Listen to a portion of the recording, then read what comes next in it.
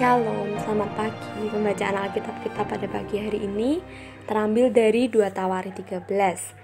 Mari saya ajak Bapak Ibu Saudara untuk membuka Alkitab. Raja Abia. Dalam tahun ke-18 zaman Raja Yerobeam, menjadi rajalah Abia atas Yehuda. 3 tahun lamanya ia memerintah di Yerusalem. Nama ibunya ialah Mikaya, anak Uriel dari Gibea. Dan ada perang antara Abia dan Yerobeam. Abia memulai perang dengan pasukan pahlawan-pahlawan perang yang jumlahnya 400.000 orang pilihan. Sedangkan Yerobeam mengatur barisan perangnya melawan dia dengan 800.000 orang pilihan, pahlawan-pahlawan yang gagah perkasa. Lalu Abia berdiri di atas gunung Semaraim yang termasuk pegunungan Efraim dan berkata, "Dengarlah kepadaku, Yerobeam dan seluruh Israel. Tidakkah kamu tahu bahwa Tuhan Allah Israel telah memberikan kuasa kerajaan atas Israel kepada Daud dan anak-anaknya untuk selama-lamanya dengan suatu perjanjian garam? Tetapi Yerobeam bin Nebat, hamba Salomo bin Daud, telah bangkit memberontak melawan tuannya. Petualang-petualang orang-orang Dursila berhimpun padanya. Mereka terlalu kuat bagi Rehabeam bin Salomo yang masih muda dan belum teguh hati, dan yang tidak dapat mempertahankan diri terhadap mereka.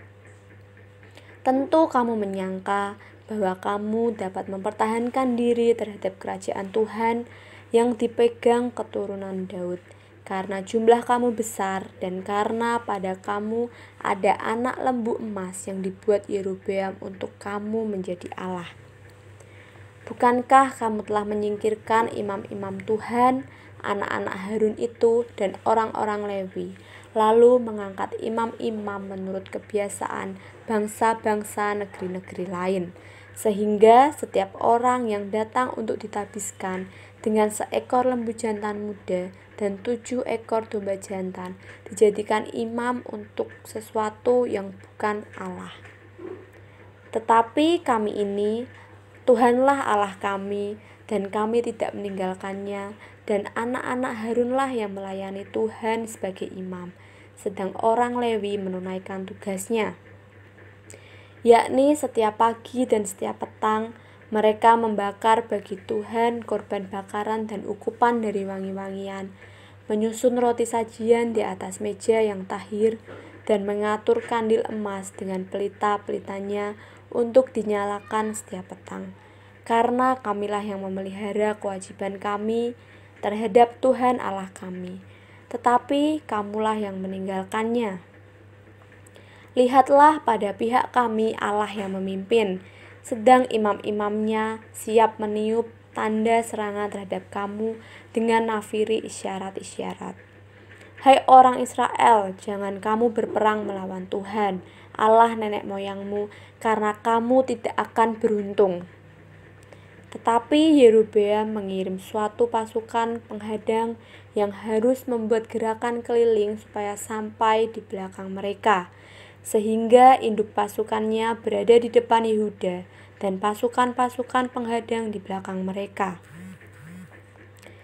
Ketika Yehuda menoleh ke belakang, lihatlah, mereka harus menghadapi pertempuran dari depan dan dari belakang. Mereka berteriak kepada Tuhan, sedang para imam meniup nafiri. Dan orang-orang Yehuda memekikkan pekik perang. Pada saat orang-orang Yehuda itu memekikkan pekik perang, Allah memukul kalah Yerobeam dan segenap orang Israel oleh Abia dan Yehuda. Orang Israel lari dari depan Yehuda, tetapi Allah menyerahkan mereka ke dalam tangan Yehuda. Abia dengan laskarnya mendatangkan kekalahan yang besar kepada mereka. Dari orang Israel mati terbunuh 500.000 orang pilihan. Demikianlah orang Israel ditundukkan pada waktu itu, sedang orang Yehuda menjadi kokoh karena mereka mengandalkan diri kepada Tuhan Allah nenek moyang mereka. Abia mengejar Yerobeam dan merebut daripadanya beberapa kota, yakni Betel dengan segala anak kotanya, Yesana dengan segala anak kotanya, dan Efron dengan segala anak kotanya. Tak pernah lagi Yerobeam mendapat kekuatan di zaman Abia. Tuhan memukul dia sehingga ia mati. Abia menunjukkan dirinya kuat. Ia mengambil 14 istri dan memperanakkan 22 anak laki-laki dan 16 anak perempuan. Selebihnya dari riwayat Abia, langkah-langkahnya dan titah-titahnya tertulis dalam kitab sejarah Nabi itu. Amin. Shalom saudara-saudara jemaat JKI UCC semua.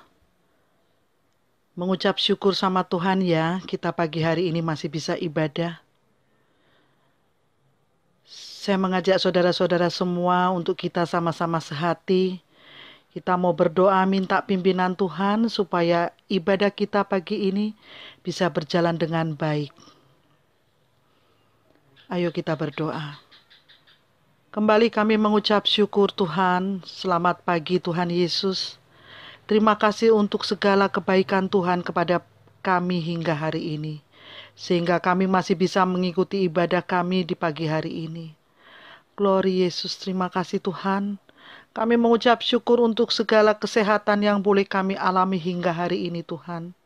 Kami juga mengucap syukur untuk penyertaan Tuhan hingga hari ini.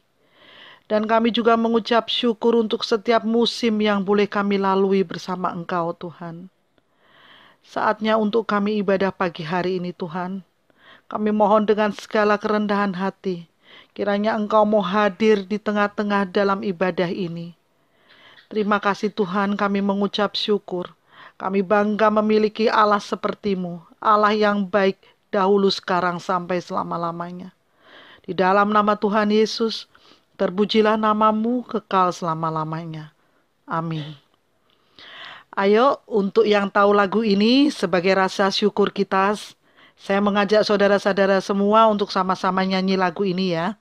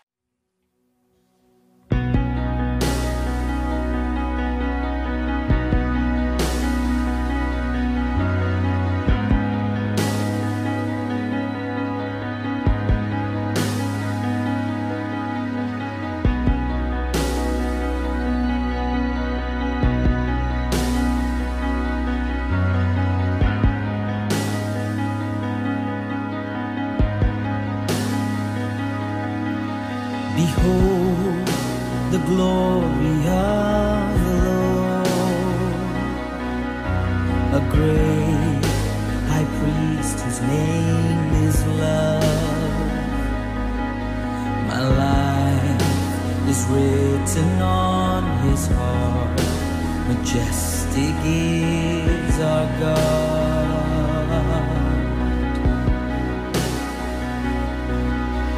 Awake my soul and bring him praise. Bow down before the Lamb of God. My soul is purchased by his blood, majestic is our God.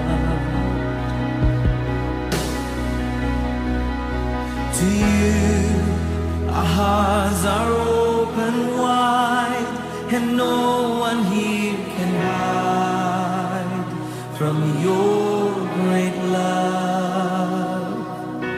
For you are worthy of it all, Christ Jesus glorified.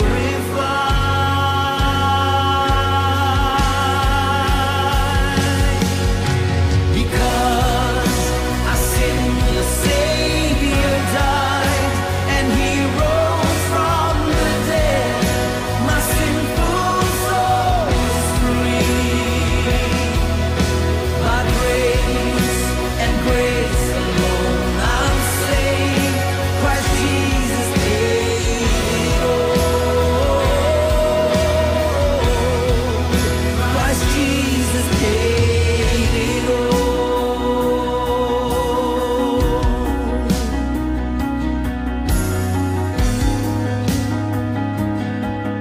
Awake my soul, awake my soul, and bring him praise.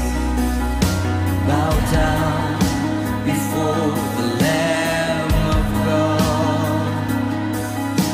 My soul is purchased by his blood, majestic is our God.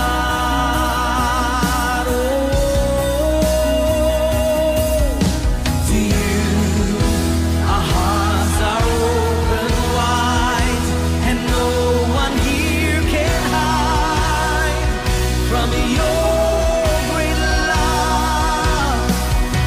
For you are worthy of it all, Christ Jesus glorified. Oh, because our sinless Savior died and he rose from the dead, my sinful soul is free. Oh, by grace and grace alone I'm saved. Christ Jesus paid it all. Oh, Jesus, let every heart and soul rejoice. We welcome you with praise. Be welcome in his name. Exalt your name with highest praise. Christ Jesus glorified.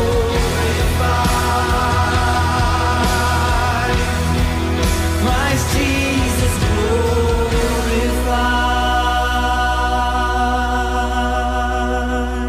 Oh.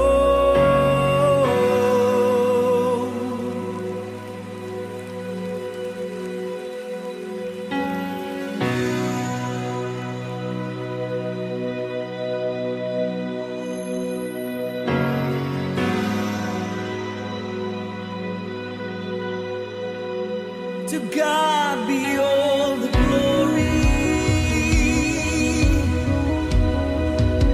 To Christ be all the glory.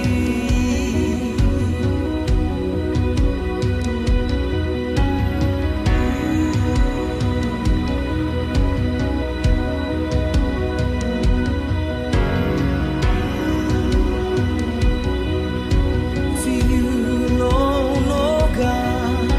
To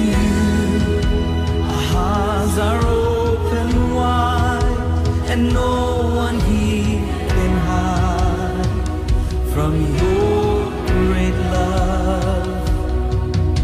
For you are worthy of it all, Christ Jesus glorified.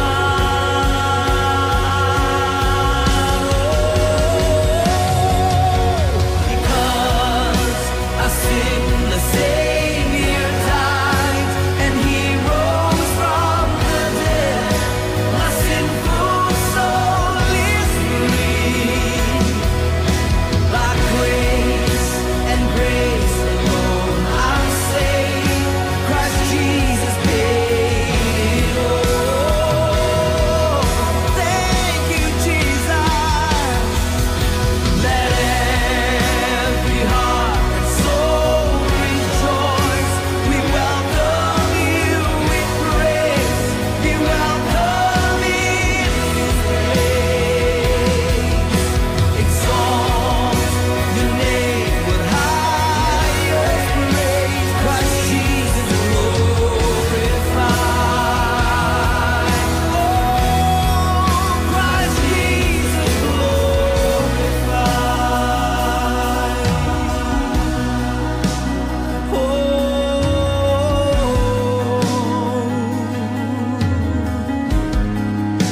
To Christ be all the glory.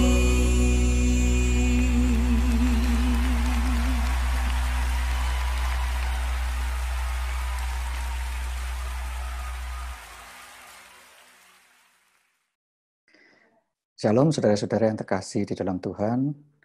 Sebelum kita merenungkan kebenaran firman, mari kita sama-sama berdoa. Bapa, kami mengucap syukur untuk segala berkat dan anugerah-Mu yang kucurahkan pada setiap kami. Sampai dengan hari ini pemeliharaan-Mu sempurna Tuhan di dalam kehidupan kami. Terima kasih jika pagi hari ini kami boleh beribadah dalam kondisi yang baik, dalam kondisi yang sehat, tanpa kurang suatu apapun. Semua karena anugerah Tuhan yang begitu luar biasa terjadi di dalam kehidupan kami. Curahkan hikmat-Mu pada setiap kami, Tuhan.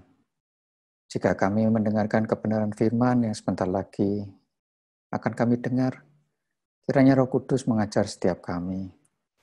Lembutkan hati setiap kami, Tuhan, sehingga kami boleh ditaburi kebenaran firman yang baik. Benih yang baik akan terus bertumbuh di tanah yang baik milik kami. Kami percaya Engkau bekerja pada setiap kami, memberikan pertumbuhan bagi setiap benih yang sudah ditaburkan. Urapi setiap kami, Bapa, ampuni segala dosa dan kesalahan kami, dan terutama tolong hamba-Mu ini, Tuhan, dalam menyampaikan isi hati-Mu, menyampaikan kebenaran firman-Mu kepada jemaat-Mu pada pagi hari ini. Jika ada dosa dan kesalahan yang hamba-Mu perbuat, hari ini juga, saat ini juga hamba-Mu minta ampun, Tuhan. Sehingga hamba-Mu boleh Kau layakkan untuk melayani jemaat-Mu pada pagi hari ini. Di dalam nama Tuhan Yesus Kristus, semua kita yang siap mendengarkan kebenaran firman, mari kita sama-sama katakan, amin. Saudara yang terkasih di dalam Tuhan, pagi hari ini kita akan merenungkan kebenaran firman. Setelah hari Kamis yang lalu, kita memperingati kenaikan Tuhan kita Yesus Kristus. Hari ini topiknya tidak jauh dari kenaikan Tuhan kita Yesus Kristus, dan judul daripada khotbah pada pagi hari ini adalah Nafas Hidup. Firman Tuhan yang akan kita renungkan pada pagi hari ini diambil dari Kisah Para Rasul pasal 1 ayat 6 sampai 14. Kisah Para Rasul pasal 1 ayat 6 sampai 14. Saudara nanti bisa ikut menyaksikan di monitor ini yang akan ditayangkan perikop dari apa yang saya baca. Maka bertanyalah mereka yang berkumpul di situ, Tuhan, maukah Engkau pada masa ini memulihkan kerajaan bagi Israel? Jawabnya, Engkau tidak perlu mengetahui masa dan waktu yang ditetapkan Bapa sendiri menurut kuasanya. Tetapi kamu akan menerima kuasa kalau Roh Kudus turun ke atas kamu, dan kamu akan menjadi saksiku di Yerusalem dan di seluruh Yudea dan Samaria dan sampai ke ujung bumi. Sesudah ia mengatakan demikian, terangkatlah ia disaksikan oleh mereka, dan awan menutupnya dari pandangan mereka. Ketika mereka sedang menatap ke langit waktu ia naik, itu tiba-tiba berdirilah dua orang yang berpakaian putih dekat mereka dan berkata kepada mereka, "Hai orang-orang Galilea, mengapakah kamu berdiri melihat ke langit? Yesus ini yang terangkat ke surga meninggalkan kamu, akan datang kembali dengan cara yang sama seperti kamu melihat dia naik ke surga."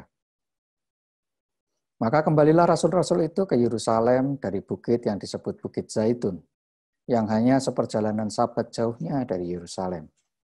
Setelah mereka tiba di kota, naiklah mereka ke ruang atas, tempat mereka menumpang. Mereka itu ialah Petrus dan Yohanes, Yakobus dan Andreas, Filipus dan Thomas, Bartolomeus dan Matius, Yakobus bin Alfeus, dan Simon orang Zelot, dan Yudas bin Yakobus. Mereka semua bertekun dengan sehati dalam doa bersama-sama dengan beberapa perempuan serta Maria, ibu Yesus, dan dengan saudara-saudara Yesus. Saudara-saudara yang terkasih di dalam Tuhan, pada waktu Yesus disalibkan, murid-murid begitu ketakutan dan tergoncang imannya oleh karena Tuhan mereka, seseorang yang mereka percaya sebagai juru selamat, mati di atas kayu salib. Itu adalah sebuah hukuman yang paling hina pada waktu itu. Namun kebangkitannya membangkitkan iman mereka. Pertemuan mereka yang kedua bersama dengan Tuhan mengembalikan kepercayaan mereka bahwa betul Yesus itu adalah anak Allah, Tuhan, Mesias bagi setiap umat manusia. Pada waktu peristiwa yang kita rayakan hari Kamis yang lalu di dalam hari kenaikan Yesus Kristus, para murid tidak merasa ketakutan kembali pada waktu ditinggalkan oleh Tuhan. Mereka sudah mengalami sebuah perjumpaan, sebuah pengalaman rohani yang luar biasa dengan yang namanya kebangkitan Tuhan. Mereka justru merasa sukacita pada waktu Tuhan naik ke atas, pada waktu naik ke surga. Dan Yesus menjanjikan bahwa dia akan datang dengan cara yang sama untuk kedua kalinya nanti.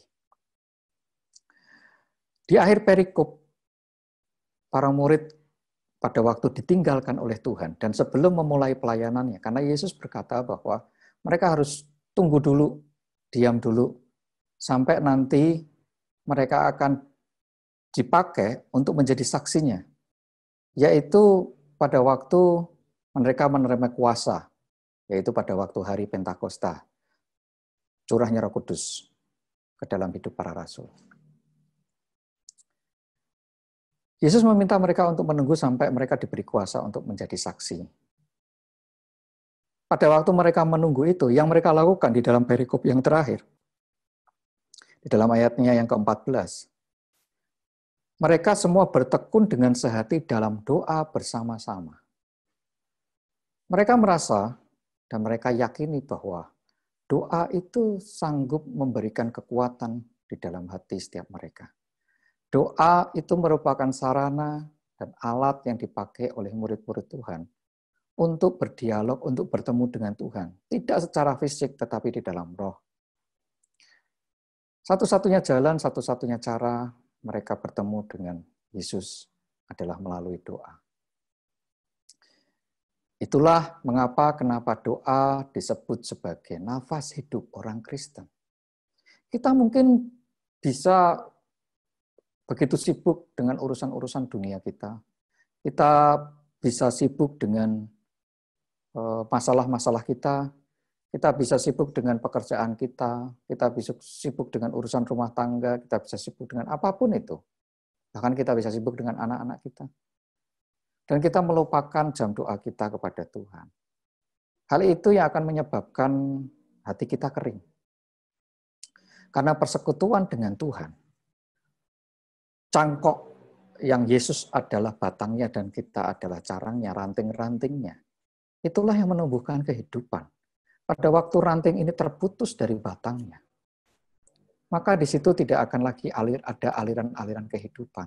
Tidak ada lagi asupan-asupan makanan-makanan yang akan kita terima dan itu menyebabkan kita mati, yaitu kematian di dalam rohani kita.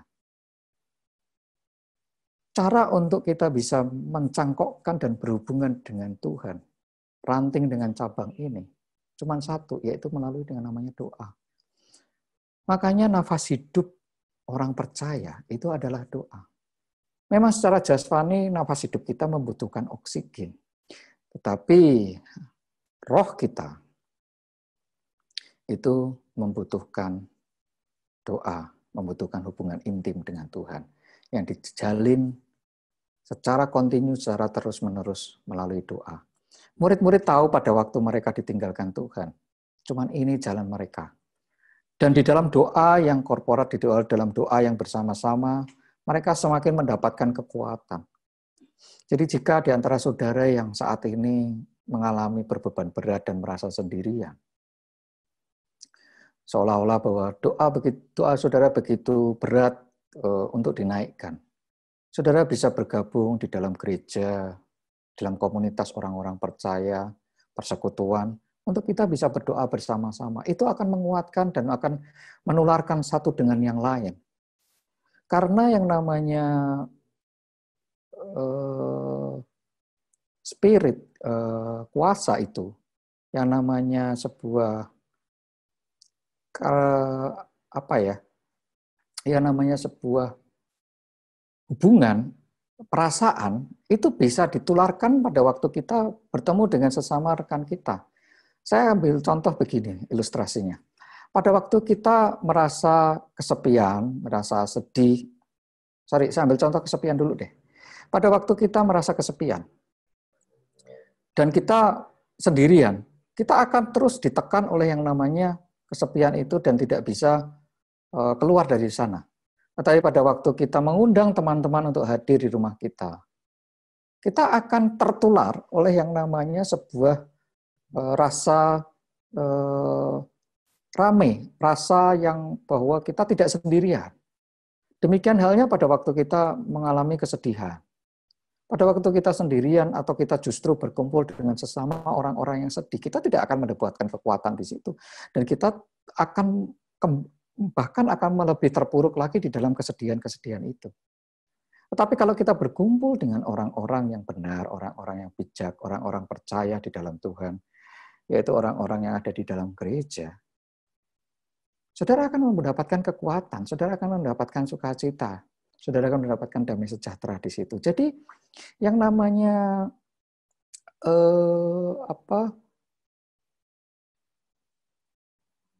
doa pun juga dalam hal yang sama pada waktu kita berat, kita bisa bergabung bersama-sama dengan rekan-rekan kita, berdoa bersama-sama, itu akan menulari di dalam spirit kita, di dalam jiwa kita. Dan kita akan mendapatkan kekuatan secara kolektif di sana. Jadi, saudara bisa gunakan cara ini kalau saudara merasa berat sekali di dalam saudara berdoa. Karena murid-murid di awalnya ini, di dalam perikop Kisah Para Rasul, mereka berkumpul dan berdoa bersama. Mereka tahu bahwa di dalam kesendirian, mereka tidak bisa mendapatkan kekuatan. Bahkan Yesus di dalam mengutus murid-muridnya di dalam untuk pelayanan, itu mengutusnya berdua-dua sebelum Yesus meninggalkan dunia ini. Mereka semua bertekun dengan sehati dalam doa bersama-sama. Kesehatian juga merupakan kata kunci di dalam doa bersama-sama. Jadi pastikan pada waktu saudara berdoa bersama-sama, di situ ada kesatuan hati. Saudara mempunyai spirit yang sama, mempunyai keyakinan yang sama, itu yang akan bisa menguatkan saudara di dalam saudara melalui apapun yang saudara hadapi. Murid-murid ini pun tidak terlepas dari perkara-perkara dunia yang selalu mereka tanyakan kepada Tuhan. Bahkan mereka bertanya di dalam pasal 1 ayat 6, Tuhan, maukah Engkau pada masa ini memulihkan kerajaan bagi Israel? Sebelum Yesus terangkat naik ke surga, mereka menanyakan hal ini. Karena mereka percaya bahwa yang namanya Yesus itu adalah juru selamat, Mesias, yang akan memulihkan keadaan. Termasuk salah satunya adalah kerajaan Israel yang pada waktu itu berantakan. Mereka ingin supaya kerajaan Israel itu kembali seperti dulu pada masa Daud dan Salomo di masa-masa kejayaannya.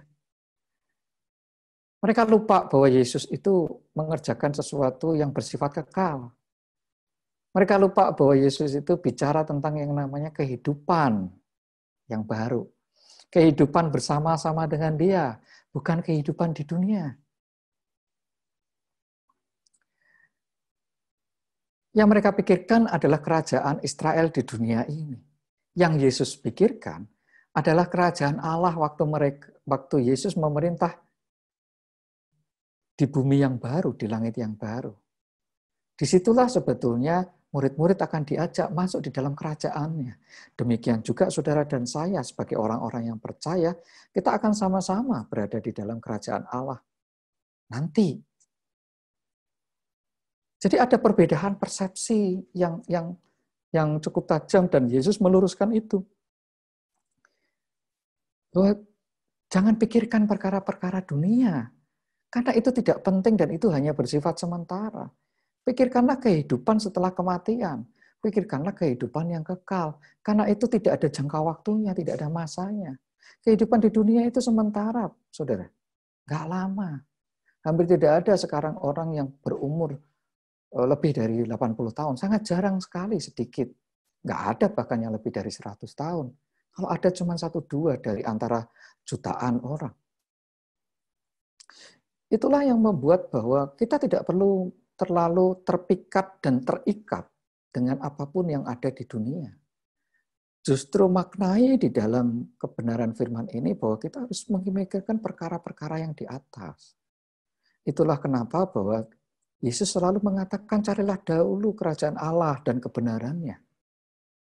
Maka semuanya itu akan ditambahkan kepadamu. Semuanya itu apapun yang kamu butuhkan selama di dunia itu, Tuhan ngerti dan Tuhan peduli kok.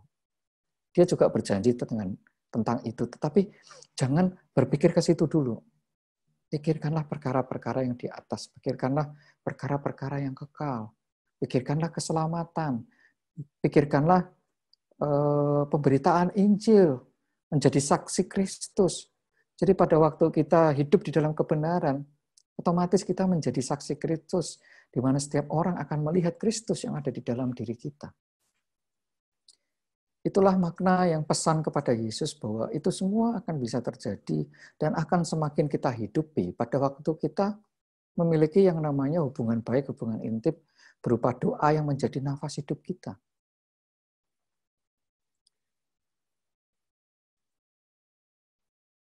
Firman yang kedua akan diambil dari Injil Yohanes pasal 17 ayat 1 sampai 11. Injil Yohanes pasal 17 ayat 1 sampai 11.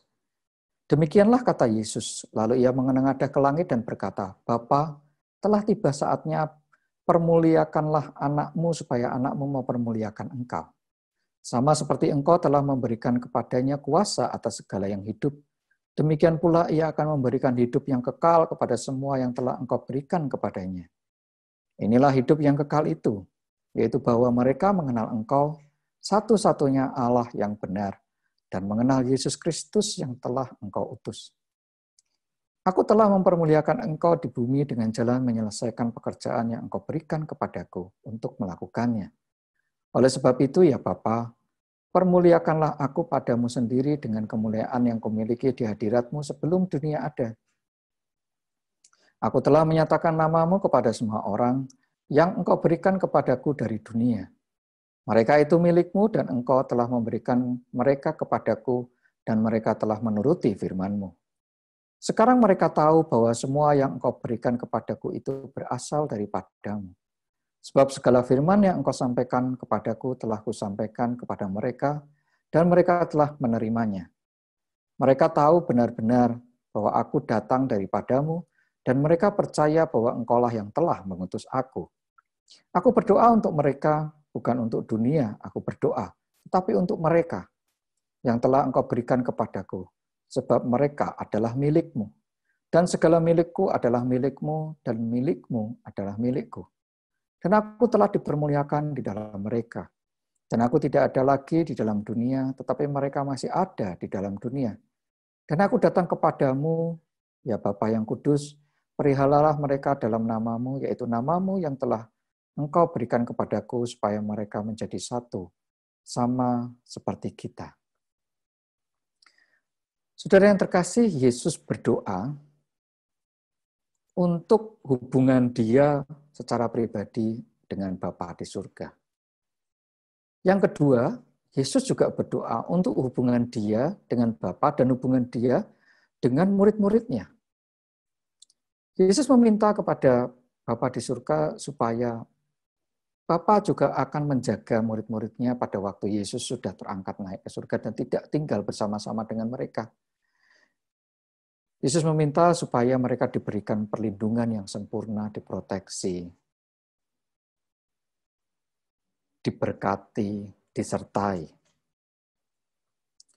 Itulah kenapa Yesus akan menyampaikan bahwa akan memberikan penolong kepada mereka, yaitu Roh Kudus, untuk menemani. Dan itu pun juga terjadi di dalam hidup kita, saudara. Pada waktu kita berada bercangkok dengan Tuhan, kita tidak perlu lagi khawatir dengan urusan-urusan dunia, walaupun kita masih hidup di dunia. Karena kuasa yang sama, berkat yang sama, karunia yang sama, juga Tuhan curahkan kepada setiap kita. Bukan hanya murid-muridnya, bukan hanya rasul-rasul pada waktu itu, tetapi bagi setiap mereka yang mau menyelesaikan pekerjaan Bapa selama di dunia. Yesus menyampaikan bahwa dia sudah mempermuliakan Bapa melalui pekerjaan yang telah diselesaikan di dunia. Jadi ingat, kalau saudara ingin memuliakan nama Bapa di surga, caranya adalah menyelesaikan pekerjaan Tuhan yang diletakkan bagimu selama engkau berada di dunia. Apa itu? Yaitu yang paling penting adalah menjadi saksinya.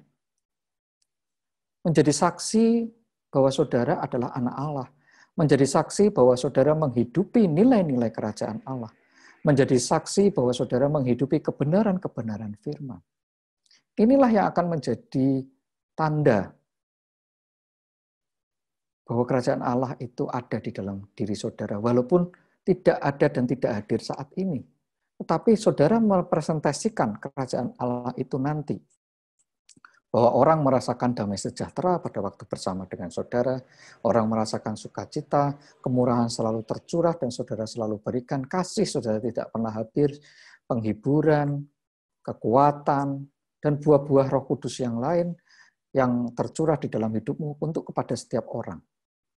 Itu adalah pekerjaan-pekerjaan Tuhan yang diletakkan kepada setiap kita, orang-orang percaya. Dan cara memuliakan nama Allah adalah dengan menyelesaikan pekerjaannya. Itu yang paling general dulu, yang umum dulu. Ada beberapa pekerjaan-pekerjaan khusus yang Tuhan letakkan kepada setiap hamba-hambanya, kepada setiap anak-anaknya secara spesifik. Panggilan yang Yesus harus selesaikan sampai naik di atas kayu salib. Panggilan yang harus murid-murid selesaikan juga.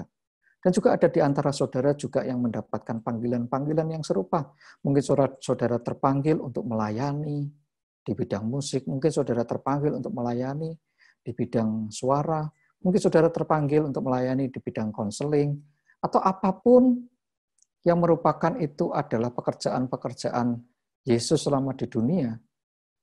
Dan itu dilanjutkan oleh para rasul. Sekarang menjadi tugas kita semua, tugas saudara, dan itu saudara harus selesaikan untuk memuliakan nama Tuhan. Disitulah saudara bisa bicara dengan Bapa bahwa saudara sudah mempermuliakan namanya dengan menyelesaikan pekerjaan. Tidak ada cara lain untuk kita bisa melakukan itu kecuali dengan kita datang kepada Tuhan dan meminta kekuatannya. Karena secara jasmani, secara manusiawi itu sangat sulit dilakukan.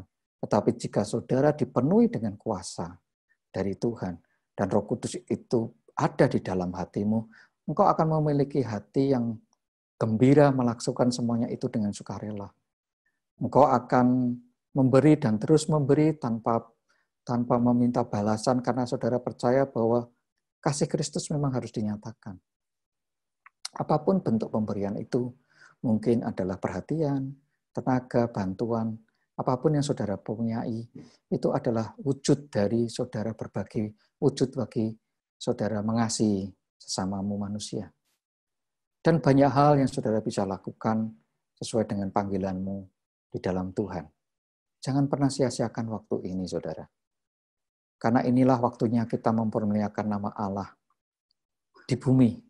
Supaya setiap orang yang belum mengenal Yesus, mereka boleh mengenal Dia melalui kehidupanmu. Sehingga kamu akan menjadi saksi Tuhan dan memperlihatkan nama Bapa di surga. Kekuatan itu akan bisa kita dapatkan kalau saudara menghirup nafas hidup itu secara terus-menerus dan tidak terlepas dari batangnya itu.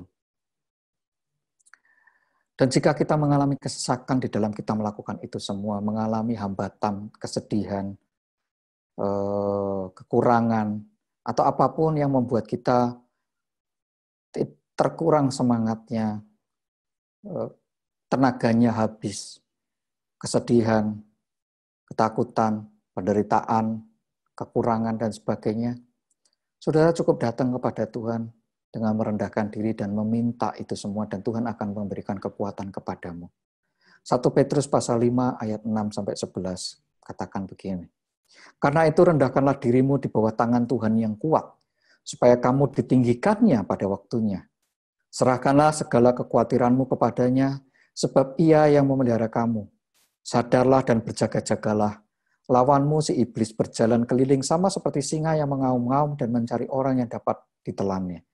Lawanlah dia dengan iman yang teguh, sebab kamu tahu bahwa semua saudaramu di seluruh dunia menanggung penderitaan yang sama. Dan Allah, sumber segala kasih karunia, yang telah memanggil kamu dalam Kristus kepada kemuliaannya yang kekal, akan melengkapi, meneguhkan, menguatkan, dan mengokohkan kamu sesudah kamu menderita seketika lamanya. Ialah yang empunya kuasa sampai selama-lamanya. Amin. Jadi datanglah kepada Tuhan, rendahkanlah dirimu di tangan Tuhan yang kuat. Dia akan memberikan kekuatan kepadamu. Dan di dalam doa yang menjadi nafas hidup, saudara akan memproteksi dirimu sendiri melalui kekuatan iman yang luar biasa, sehingga lawanmu, lawan kita bersama, yang adalah roh jahat, iblis itu yang selalu mengaum-ngaum berkeliling, yang berusaha menelan setiap kita, mencari waktu yang tepat, mencari kelemahan kita, mencari waktu lengah kita, waktu-waktu kita tidak terhubung intim dengan Tuhan, pada waktu kita tidak merasa kuat. Di situ dia bisa masuk dan mengacaukan itu semua. Tugasnya cuma satu, yaitu menggagalkan rencana Allah di dalam kehidupan umatnya, di dalam tugas anak-anak orang percaya, yaitu menggagalkan saudara melakukan panggilannya. Menggagalkan saudara di dalam tugas menyelesaikan pekerjaan Bapa selama di dunia. Jadi lihatlah, kalau saudara mulai kehilangan semangat untuk melayani, berhati-hatilah. Lawanmu si jahat sedang mempengaruhi kamu. Jika saudara sudah tidak merasa sukacita lagi pada waktu saudara memberi pertolongan kepada orang lain, hati-hati. Disitulah iblis sedang menunggu kamu, yang akan menelan kamu. Saudara mesti berbalik dan merendahkan hati datang kepada Tuhan. Itu yang akan memberi kekuatan. Memang di dalam kita selalu di dalam menyelesaikan pekerjaan panggilan ilahi ini, banyak sekali perkara yang terkadang bukan kesalahan kita, tapi kita harus menanggung sesuatu yang tidak baik. Justru itulah salib. Justru itulah penderitaan yang Tuhan izinkan terjadi dalam hidupmu. Yaitu engkau menanggung sesuatu yang bukan karena kesalahanmu. Bukankah Yesus juga begitu? Dia mati di atas kayu salib bukan atas kesalahan yang dia perbuat. Itulah justru jalan yang benar. Saudara memang harus menanggung itu. Bukan penderitaan yang tidak perlu yang akibat kesalahanmu. Tetapi penderitaan yang terjadi oleh karena pemberitaan Injil. Oleh karena engkau berbuat baik. Oleh karena engkau melakukan kebenaran firman. Oleh karena engkau menyatakan perbuatan-perbuatan roh di dalam kehidupan dunia, yaitu kasih, damai, sejahtera, sukacita, penghiburan, kekuatan, dan sebagainya. Itulah tanda bahwa saudara berjalan di dalam jalan yang benar. Dan pada waktu saudara mengalami penderitaan, percayalah bahwa semua orang di dunia juga mengalami hal yang sama. Mereka semua yang berada di jalan itu juga mengalami hal yang sama. Jadi kita nggak perlu khawatir dan kita nggak perlu takut. Kita sudah baca kebenaran di dalam 1 Petrus tadi. Murid-murid Yesus, rasul-rasul juga mengalami hal yang sama. Tetapi ingat, Yesus berjanji bahwa cukup datang saja kepada Dia. Maka Dia akan memberikan kekuatan dan memperlengkapi dengan sesuatu yang baru, dengan kekuatan yang baru, dengan semangat yang baru, dengan karunia yang baru, yang akan membantu saudara di dalam menyelesaikan panggilan Tuhan di dalam hidupmu. Tidak mungkin kalau sesuatu itu adalah tugas dari Bapa di surga, saudara diminta melakukannya, tanpa saudara diperlengkapi cara atau alat untuk melakukannya. Saya ulangi, tidak mungkin Bapa di surga memberikan tugas kepada saudara tanpa Dia memberikan cara atau alat yang memperlengkapi saudara untuk menyelesaikan tugas itu. Coba saudara bandingkan pada waktu saudara menyuruh anak saudara untuk melakukan sesuatu. Misalnya, membeli minyak di toko. Tentunya pada waktu saudara meminta anak saudara untuk membeli minyak di toko, pasti saudara memberi uang. Tidak mungkin saudara nggak memberikan uang dan meminta dia untuk membeli di toko tanpa saudara memberikan uang untuk membelinya.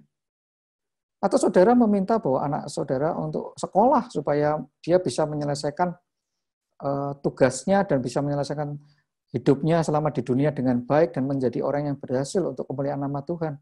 Tanpa saudara membantu membelikan buku-bukunya, membayar uang sekolah, atau mengantar anak saudara pergi ke sekolah setiap hari. Itu tidak mungkin. Kalau Bapak di dunia saja melakukan itu kepada anak-anaknya, apalagi Bapak di surga. Kalau Dia meminta saudara untuk melakukan tugasnya, entah itu menjadi hambanya, entah itu menjadi pelayan-pelayan mimbar, entah saudara adalah pelayanan konseling, atau saudara memiliki pelayanan kesembuhan bagi setiap orang, atau apapun yang menjadi panggilan spesifik saudara, pasti Tuhan memberikan jalannya, pasti Tuhan memberikan alatnya, pasti Tuhan memperlengkapi saudara. Jadi percayalah, lakukan bagianmu. Kerjakan tugas yang Tuhan sudah serahkan kepadamu. Jangan takut, jangan khawatir. Engkau tidak akan kekurangan. Justru kelimpahan di dalam hidupmu itu yang akan dirasakan oleh semua orang. Karena itu adalah konsep Bapa di surga. Jadi pada waktu engkau penuh dengan kuasanya, engkau penuh dengan anugerah dan karunia-karunia-Nya, itu yang akan melimpah keluar dan dirasakan bagi setiap orang. Jadi jangan pernah takut dan jangan pernah khawatir bahwa pada waktu kita melayani Tuhan menyelesaikan panggilannya, kita akan kesulitan, kita akan kekurangan, kita akan sedih, atau apapun itu, takut, menderita. Enggak, saudara. Satu-satunya penderitaan adalah pada waktu saudara ditolak. Satu-satunya penderitaan rasa sakit adalah saudara tidak mendapatkan balasan yang baik. Hanya itu saja. Tidak ada yang lain. Dan itu semuanya bisa diselesaikan pada waktu saudara datang kepada Tuhan. Dan Tuhan akan menyelesaikan itu, memberikan kekuatan yang baru. Saudara akan dipenuhi dengan kasih yang berlimpah. Yaitu kasih Kristus yang terus mengalir dalam hidupmu. Karena saudara tercangkok di dalam batang itu, aliran-aliran air hidup akan mengaliri hatimu. Engkau tidak akan merasakan kekeringan lagi untuk selama-lamanya. Saya akan tutup dengan satu ayat dari Mazmur. Maaf, 3 ayat nih. Mazmur pasal 68, ayat 1-3. Demikian firman Tuhan. Untuk pemimpin biduan Mazmur Daud. Nyanyian, Allah bangkit, maka terseraklah musuh-musuhnya. Orang-orang yang membenci dia melarikan diri dari hadapannya. Seperti asap hilang tertiup, seperti lilin meleleh di depan api, demikianlah orang-orang fasik binasa di hadapan Allah. Tetapi orang-orang benar bersukacita. Mereka beria-ria di hadapan Allah, bergembira dan bersukacita. Jadi saudara, hanya ada 2 pilihan di dunia ini. Kita menjadi orang fasik atau kita menjadi orang benar. Nafas hidup doa bisa dinyatakan juga melalui bentuk pujian ucapan syukur seperti pemazmur yang lakukan. Dalam hal ini Mazmur ditulis oleh Daud. Itu adalah wujud doa, wujud hubungan intim dengan Tuhan, yaitu menyatakan, memuji, dan dia tahu bahwa ada waktunya Allah bangkit yang akan binasakan orang-orang fasik yang menghina Allah, merendahkan Allah, dan sebagainya. Jadi pembalasan bukan hakmu. Pembalasan adalah hak Tuhan. Serahkanlah itu kepada tangan Tuhan yang kuat. Engkau akan tetap baik-baik saja karena Tuhan berada di mu. Tuhan adalah pembelamu. Dan ada orang-orang benar seperti akan dan engkau tetap akan bersukacita oleh karena nama Tuhan. Tuhan Yesus memberkati. Mari kita tutup dalam doa.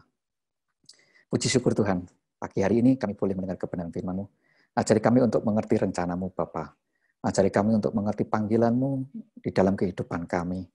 Jika ada di antara kami yang masih belum paham, di dalam doa setiap yang kami naikkan, kiranya Engkau boleh berbicara pada setiap kami, memberikan pengertian pada setiap kami, sehingga kami boleh memenuhi panggilan kami, menyelesaikan tugas kami untuk kemuliaan nama Bapa di surga di dunia ini.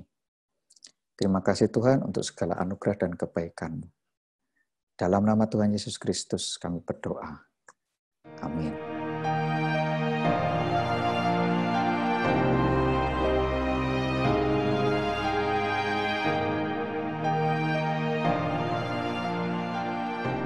Pengakuan iman rasuli.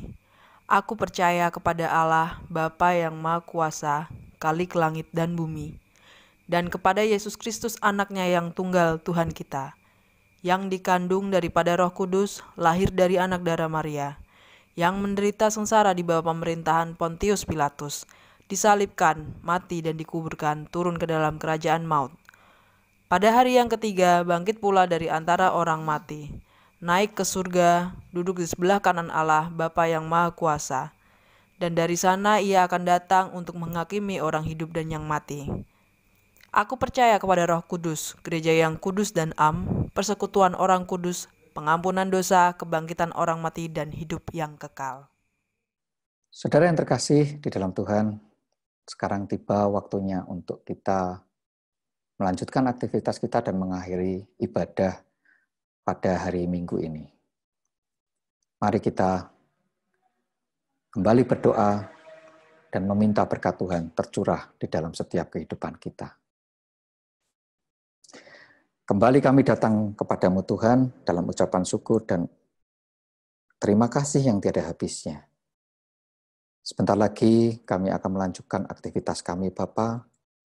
Proteksi setiap kehidupan kami, jauhkan setiap kami dari mara bahaya, jauhkan kami dari segala sakit penyakit dan wabah pandemi corona ini. Jauhkan kami dari segala kemalangan. Jauhkan kami dari segala pencobaan.